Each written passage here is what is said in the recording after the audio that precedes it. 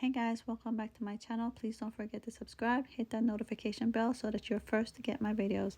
In today's video, I will be custom decorating or designing my Kobe's that I got from Nike.com. They were like $94. And I'm taking the t-shirt paper for black or dark material, and I'm just selecting some images, printing them out on the paper, and then cut them out. I have a silhouette cameo where I could print and then print and then cut, but sometimes it's temperamental and these papers can be expensive, so I cut them out by hand. That's what you get there. So these are the shoes, and I just went ahead and cut out the pictures and put a little bit of tape and see where I want to place them, and then I will start to heat transfer them with my mini iron. So the difference between heat transfer paper for dark material or light material, these are like if you want to design a little t-shirt, things like that. I like getting the one for dark material because you iron directly on the image, versus if you use light material, you have to flip the paper, iron it on, and hopefully transfer. Sometimes it doesn't, and when my mom's funeral, all I had taken was the paper and the shirt, and we ironed them on in Belize.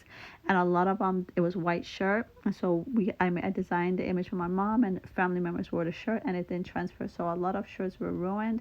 So that's why I've learned to just take the use for dark material is so much easier that way.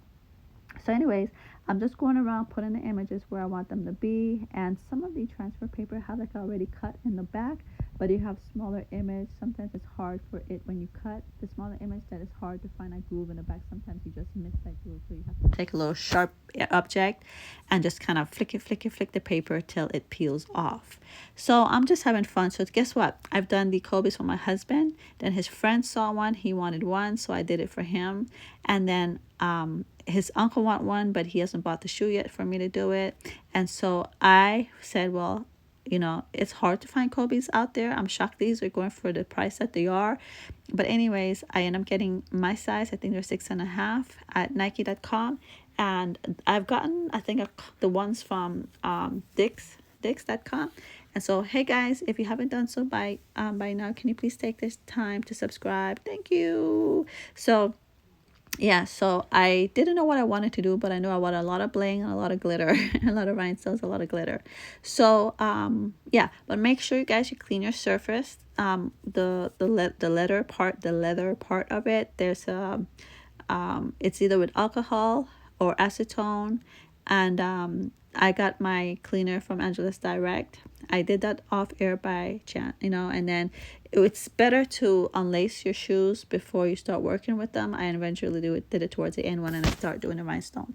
So I didn't know where I wanted to put the glitter paper, which I'll show you in a few minutes, because I wanted to use more of that this time instead of paint and markers, and which I did paint and markers for the other two Kobe's that I think I'll link those as well. So I end up tracing this with the same t-shirt transfer paper that I end up using to iron on. And you have to set your mini iron on medium. Anything higher than that will burn the material or the picture. And then I just cut it out, line it up with the glitter paper. This is also vinyl paper for transfer, heat transfer, but make sure the glitter side is up where there's a plastic on top of this part right here. So the marker that you see so this plastic take the place of the wax paper to iron on, but sometimes it's so thick it's hard to work with. So I just kind of put that on the shoe, put one little heat so it sticks, and then I peel off the rest, and then I use the wax paper to finish it.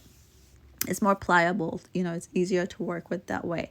So I did that. I did the purple, and then before I use that, I also take it for the gold, and I trace it, and then so I don't have to use the wax paper again to yeah, this is basically what I did. So I don't have to use wax paper to do that. So when I get that, sometimes it's exact and sometimes it messed up, but it's okay. This time was as close as it possibly could come to what I was doing. So at the end, my husband passed by and go, you should have done the numbers out of the glitter paper. And I'm like, Dude, now you tell me. I was like having a bad day. My brain was just crazy.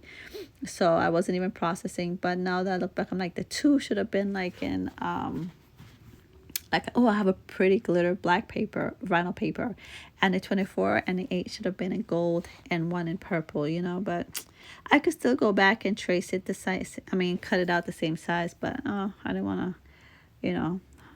Maybe I still do it, who knows. But anyways, I am doing the rhinestone, but I'm not using the E6000 glue. I had one, it just dried up on me. So I am using Builder in a Bottle, which is for nails. I also do nails, you guys.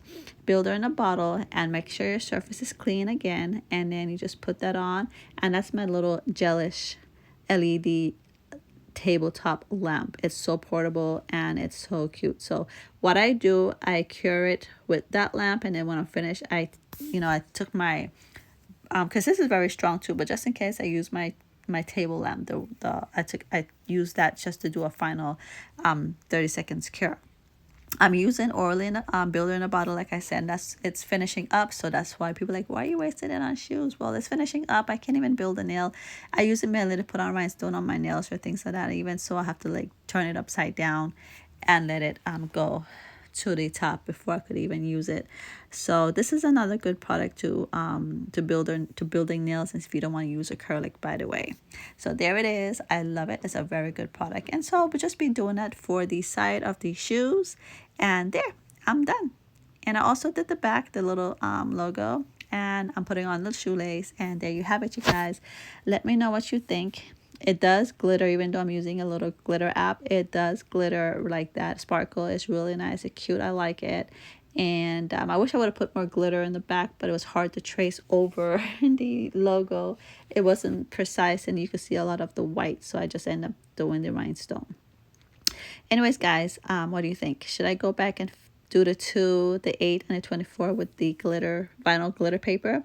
Let me know below. And I've done other shoes also. I've done in memory of tennis shoes for my mom, for my sister, for my sister-in-law, for her dad, and my mother-in-law for her son that passed away. So check those out as well.